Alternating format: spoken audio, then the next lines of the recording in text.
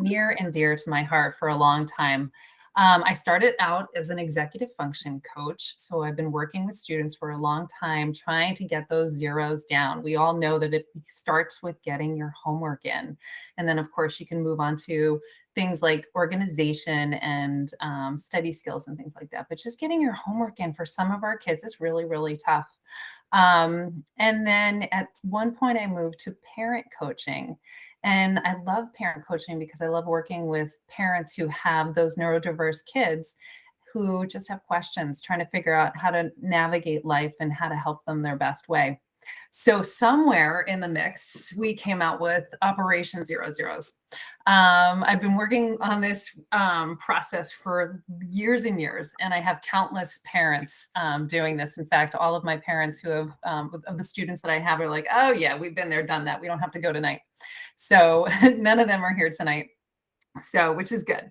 But so I wanted to share this process with you because it's complicated and it's simple at the same time. But this time of year is the best time of year to start something like this because so many of our kids become underwater.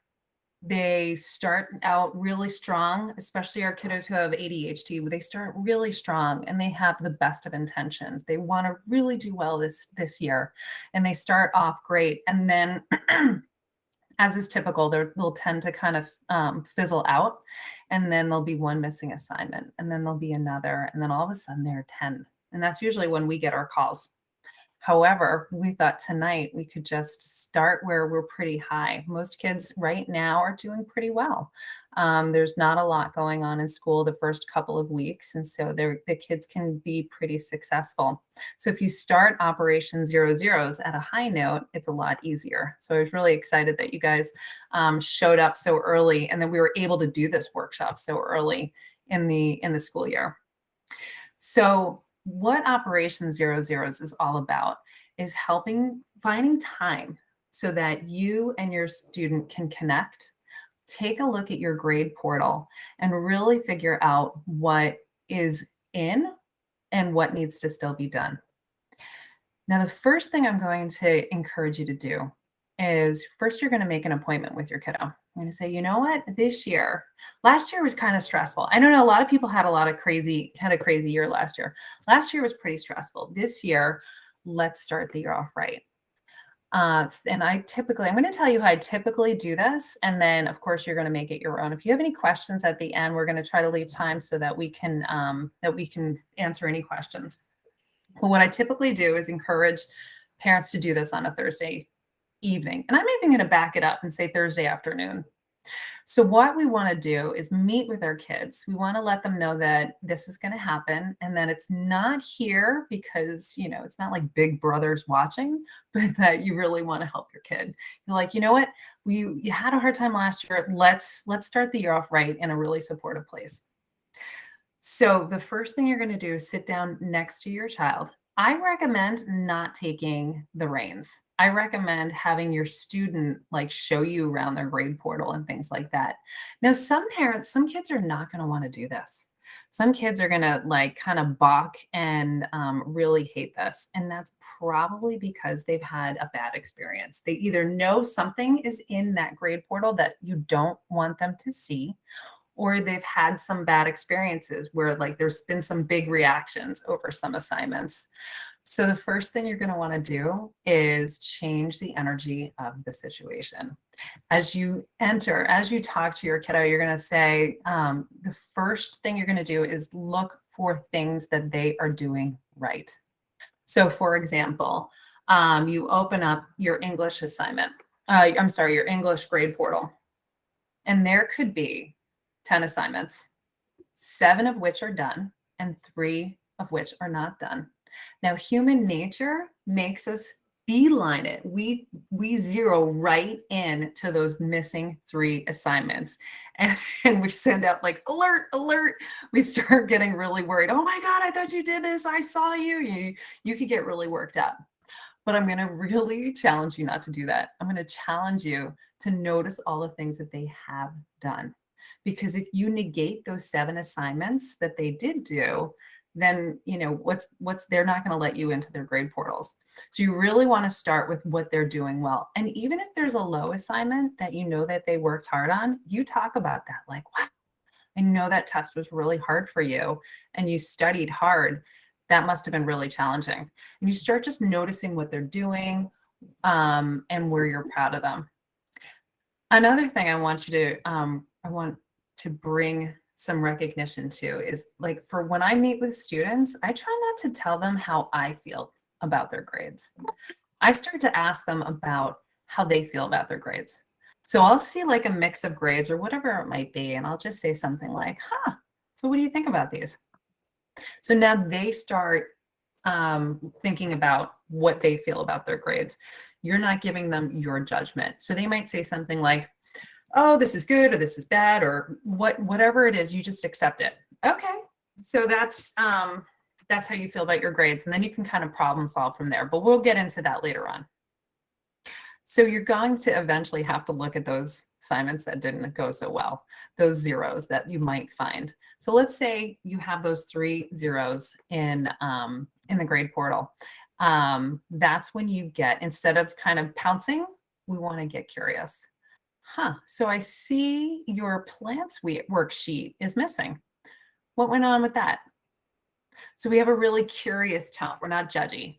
And that's when they have the opportunity to say, oh, I did it, or I didn't do it, or whatever. They're always going to tell you something. So now is the question, do you believe them or not?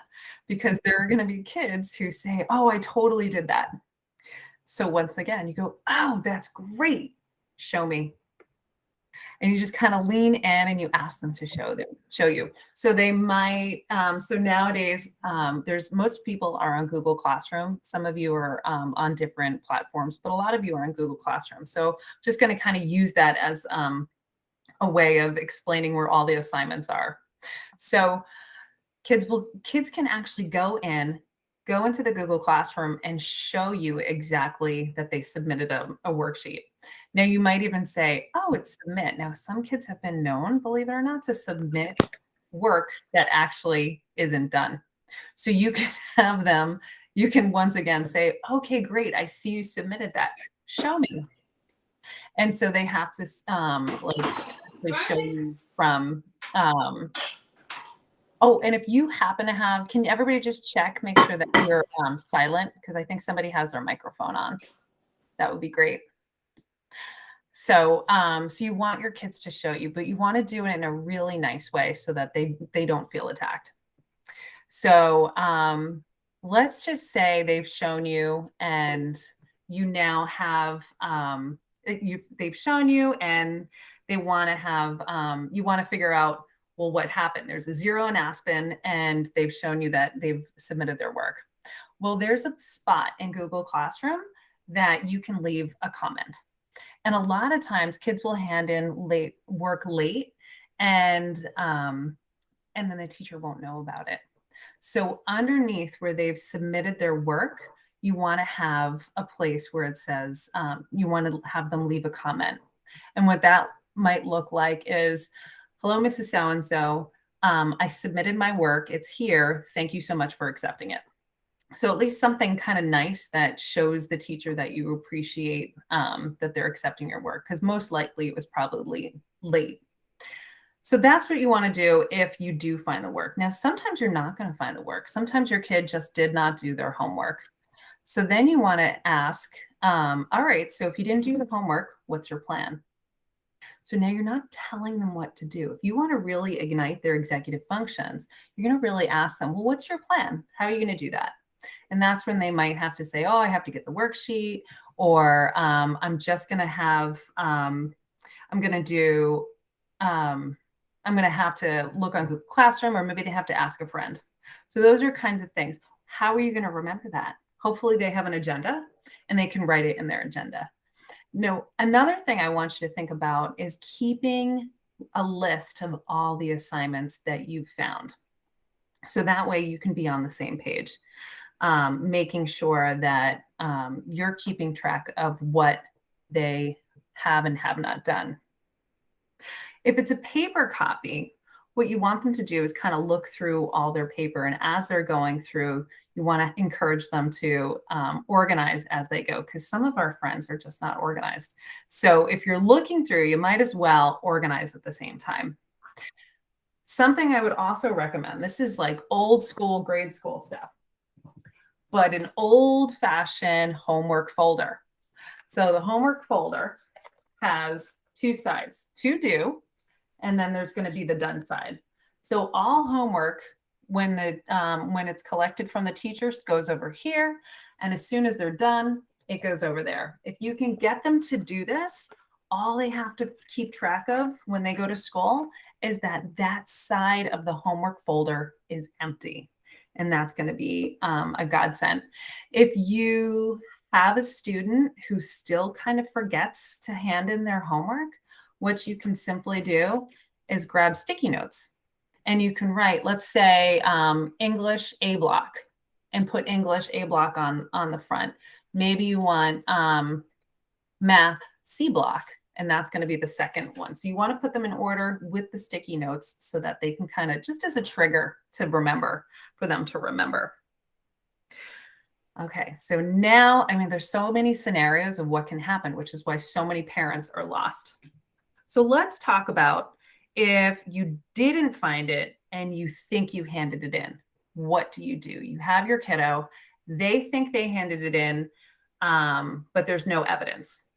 So what I would recommend here is for your student to email their teacher and CC you. So, hello, Mr. So-and-so. I'm pretty sure I handed in the X, Y, and Z assignment. Can you please look for it and let me know that you have it? Thanks so much. If you CC them, if you get to be CC'd, then you're going to be on the same page. And actually, I'll tell you the whole reason why. One of the things that I found is super helpful is if you set this whole Thursday night review up by going through Google Classroom, going through your grade portal. What I recommend is doing is having your student finish up all their homework before they have any weekend fun. So I used to talk about, well, sometimes it's video games, sometimes it's kids actually like to hang out with other kids, sometimes it's going on their phone. One child was, believe it or not, reading. She would have to not read her novels before she'd have to get her assignments in. And so what I would recommend is by Friday, all your assignments need to be done before any weekend fun. Now, why I like that is because it's not punishment. It's not, you're grounded for the weekend, you're grounded for the night, you can't go out, whatever it is. What it is it leaves things open-ended. As soon as you're done with any of your assignments, any of your makeup work, you can go have weekend fun. And so at that point, your student needs to come and show you their work on Friday. So Friday, let's say you have another review, you've kept track of those, let's say 3 assignments that they might have missed. At that point, they're going to say, yeah, mom, or dad, or caregiver, I've done my work. And you say, great, show me. As soon as you show me these things, it's your ticket out. Now, some kids really respond well to freedom. So if you talk about your freedom starts just as soon as you get that homework done, and you give it that attitude of like, this is not, me hovering over you or me trying to be this overbearing parent, but this is my way of supporting you. I'm going to just make sure that you just stay on top of your work and make sure it happens on a weekly basis. When this happens on a weekly basis, I've seen complete households turn around because kids don't get underwater anymore because you're on top of them every week, as opposed to kind of like that periodic check-in where, let's face it, sometimes things can get crazy. So it's all about, just to review, it's all about keeping that energy positive. I'm here to help you. We're going to notice what you're doing well. We're going to problem solve if there's something missing. We're going to contact the teacher when we need to. You're going to CC me if there needs to be any kind of follow throughs. And then if you're finding that your child is really getting underwater and is having a hard time, that's a good time for either you or your student to really check in with their guidance counselors or their teachers and make sure that they're on top of things and they're communicating their needs. So that's kind of my Operation 00s. I, believe it or not, have this long sheet of everything that we just talked about. It does include going through Google Classroom, but I wasn't sure if everybody had Google Classroom. So I'll just tell you this really quick, just in case it's helpful. For those of you who do have Google Classroom, there's a place that you can go through that says missing assignments. So now if you have missing assignment, if there's a spot that has missing assignments, you're gonna look right there, and that's when you can check to see what's missing. It's just a really quick way. Now I'm going to give you a word of caution. There's going to be a lot in there that's not actually missing. I call it fake news. So I'll look through Google Classroom with my students and I'll say, is this fake news or is this legit? And they can walk you through it really quickly. If it ends up being a fabrication, that it wasn't really fake news, that it was actually missing, well, then the next week they just have to make it up. And that's how I handle it. You know, not a big punishment system, but like, hey, you just have to do your work. And you can also have the clause of quality work. So we don't want people just, you know, handing in quick work just to get it done. So I think I had a question. Does that, Courtney, did you find anything? There are two questions in the chat, but I don't know if the person whose name is admin raised their hand if they want to ask a question themselves too. Yeah, I'm up for it. I'm not good at the reading and talking at the same time, so I apologize. No, that's fine. I can do the reading for you. So this is admin. This is Laura, and I didn't mean to raise my hand. I pushed the wrong button. But my question goes right to that fake news. How does that fake news actually appear? Like, what would generate something that creates this, and then it becomes a fake open item or a missing item? That's a great question. So it could be something, especially nowadays that the kids are back in school, they have paper copies. So something can be sent out electronically, and then the student can actually hand a paper in. So it would not register as something that said submit. Nowadays, teachers have copies of everything online in Google Classroom, and they also give them paper copies. And I guess that's just in case they need them. So there's a lot of fake news. What else could be? So it's definitely something. Oh, it could also be a group assignment. So if there are 4 kids doing one assignment and the teacher only needs one hand in, so all their names are on the paper, but there's only one. So that would be another fake news. Mostly it's the paper copy thing. Okay, thank you. You're welcome. Great question. And just be careful as you see that fake news, get curious, because kids, like I see these kids, they start to sweat when they're like, oh my God, no, it's not real.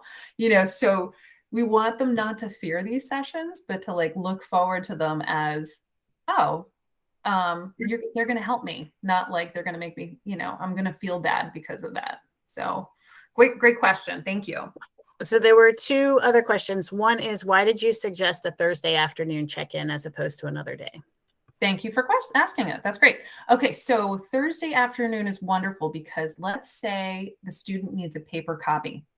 So if they need a paper copy and you look through the grade portal on Thursday, that student has all of Thursday to make up anything that they need. And then if they need to actually see a teacher and get a paper copy, they can go into class on Friday, sometime during the day, get that paper copy and still have a chance to make things up. So I always kind of say, you know, fun starts on Friday when all the work is done. So that gives them a chance to not have any fun interrupted on Friday. So great question. Thank you for asking that. So then another question is, do you think high school teachers prefer the parent not be CC'd? That is probably case by case. I would do this when it is, if you need to do Operation 00s with your kid. I mean, I don't know, you can always ask, I guess that would be case by case. If your parent, I'd be surprised if the teacher said, don't CC your parents. But I've never had that. All the students that I've ever worked with have not had a problem. But of course, every teacher is different. Another question just came in. What do you do if the teacher has a no late work policy? Operation 00 doesn't work that well with that. So that clearly can happen. So it wouldn't really work. The student just needs to do their work on time. And the end of story. You know, a lot of times teachers will collect work late, but take points off. So it's 10% per day or something like that. But what I would recommend for those classrooms, sometimes the kids have a hard time getting that work in because they feel like it's pointless, but 50% or 80% is better than 0%. So if your kid's really having a hard time seeing the value in that, you can help do a little math problem with them, like some simple math, like, oh, you've got 10 assignments and, you know, and kind of work it out what the grade would be based on zeros or 50%. So I'm sorry, though, the other one doesn't work if there's no late policy. It doesn't, this is really more for makeup work. Then it's a whole other ball of wax. That's a whole other conversation, which we can talk about in the future. I don't think we have enough time tonight. Oh, you know what? I can give you the short answer. I'm sorry, I just figured it out. So the short answer would be Operation 00 every night. So if your kid is really having a hard time getting their homework done, it would just be, okay, buddy, let's get all your homework in. And then as soon as you're done, that's when you have your free time. So let's take a look at what that would look like. That would be the short answer for how to do that on a nightly basis. Of course, it's more complicated, but that would be the short version. Any other last minute questions? Like I said, we are recording this, so you'll have time to think about other questions that you might have. And, you know, we can answer a few follow-up questions if you think of some that we can email out to the group along with the recording. Yep, looks like Nancy. Yeah, Heather, Nancy, do you have questions? Yeah. Hi guys. I was going to ask you, you know, the zeros that are in that maybe fake because they handed it in paper. You know, unfortunately, my household got into some manipulation because of, you know, everything that was going on last year. So I did it. Really turned out I really didn't do it. So there's a distrust, and I want to start the year out strong with both of them, teenagers. But do you follow up with the teacher, or do you look at Aspen? I don't have a good system because there's so much fake news at this point already. Right. So that's when I would have, if you can, I know some kids are really not, they don't do well with this kind of thing, but if you can have your student email their teacher and CC you, that's what I would do, because now you're teaching your student to advocate for himself or herself. You know, kids can be resistant to this in the beginning. And then I have noticed all of the students that I've worked with, they get over that hump of emailing the teacher, because in the beginning it's like weird, it's awkward. And then eventually they realize, you know, I just kind of say, well, I'm like, it's their job, you know, like that's what they're supposed to do. That's what they get paid to do. And they do get over it when they get positive results. So sometimes some teachers are overwhelmed and they don't get back to students, and that's unfortunate because then they have that negative association that it doesn't work. However, and that's when the CCing is really valuable. When teachers see that parents are CC'd, I find that the response rate is better than when they're not there. And those self-advocacy skills are just so important also as kids move forward to college. Oh, good point. Courtney does a lot of work with college kids, so she's definitely there. And you know, and Heather has a question also, Judy, just so you know. Okay, Heather, I definitely want to get to you, but I want to say this now that I'm thinking about this. When I work with kids, and I want to encourage you to do the same thing, when you set up a system, let them know this is not going to be forever. I'm not going to be this helicopter parent forever. What I want to do is start you out right. And then when you're showing me that you've got this going on and we don't need to do this, we can back off. That's called scaffolding. So you give that support, but only as long as it's needed. If students don't need it, then you don't have to give it anymore. So I always say, like, yeah, just prove to me you've got this going on. No big deal. and they help let them rise to the occasion. All right, I think we have time for Heather's question, and then we're gonna have to wrap up. Well, you kind of answered it, so I appreciate that. Talking about emailing your teacher, that was one thing that, and CCing the parent, that's one thing that I've tried to use at our home, and I get major pushback. And oftentimes I feel like it's either because he doesn't really want me to know the truth, or maybe he's just really embarrassed. Like, he always tells me that he's the only one, or I'm the only parent that ever gets, asked questions or is involved. Yeah. So I have kind of a two-part question. One is, what language do I use with him? And you answered a little bit of it, like, buddy, that's their job. So what language do I use with him to that possibly smooth that over and make him accept my involvement in the CC, or even asking a teacher a question myself? And then second, how do I talk to a teacher? Because is there language I can use when I'm talking to a teacher? I know I have parent teacher. We started earlier than most of everybody here. And so we're already halfway through the first quarter, and we have teacher conferences tomorrow. And of course, he's mad at me for going. But what kind of language do I use with the teacher to explain, like, I'm frustrated about the missing assignments? And sometimes it really is the teacher and not the student, but oftentimes it's the student as well. So what language do I use there with the teacher as well? Excellent. Okay, so I'll start with the student. So how I would start this out, and this is a really great question, because I think you are not alone, Heather, and I think everybody probably on this call is right there with you. So this is perfect. So if you have one of those really resistant students, what I would really talk to them and say, you know what, this is, think about this. This is not how I want to be spending my Thursday. I want nothing more than for you to be successful and an independent student on your own. So so my goal is for me to not have to do this. So unfortunately, since we have so many zeros, we're going to have to do this until you show me that you can do this on your own, that you don't need this extra support. So that's, again, scaffolding. And you want to give that empowering language, like, let them know that this is not your, a lot of times kids think that this is like fun for you. Like, let's pour through the grade portal. That's a good time for you. And they don't realize that it's actually not. Like, you would prefer to be watching, something on Netflix, not pouring through grade portal. So let them know that you care about them and that this is important. So that's why you're spending that time. And as soon as he can sustain progress and be successful in school, it can stop, or it can be less frequent. So maybe instead of every week, you do it every other week. So that's how I would address that.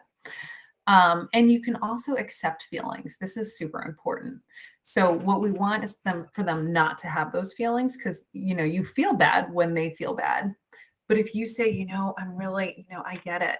This is really frustrating for you, or this is awkward, or this is really like the last place you want to be. So lean in, let them understand that you know how they feel. That's going to be really helpful, because they don't get that. They're not understanding that that's how you feel.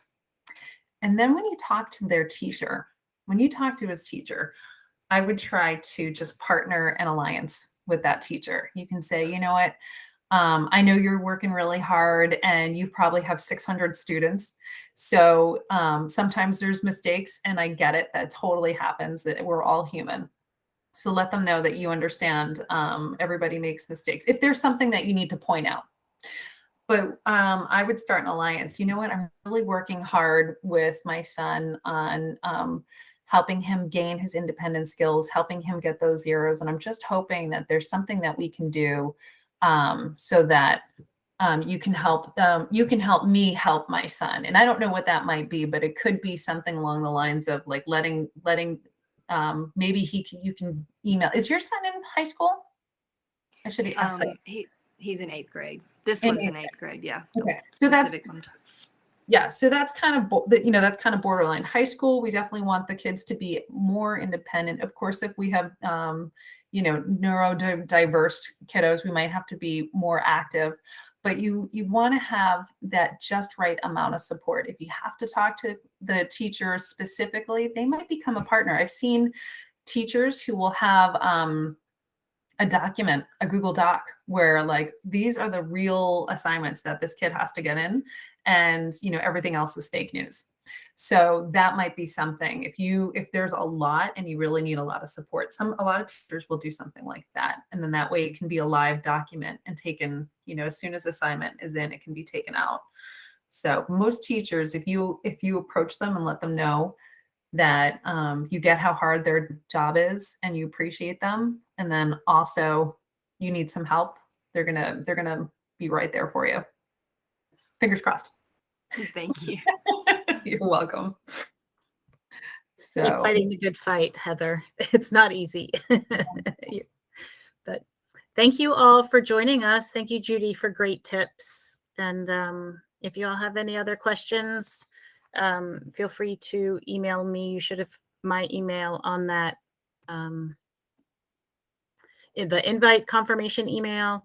And otherwise, we hope to see you back here in October or November. I was going to say we have this sheet that has all these steps. Courtney said she would email. We're going to make a PDF just so that you can have it. And yeah, thanks so much for joining. Along with the recording. Yes. All right. Thank you, guys. Take care.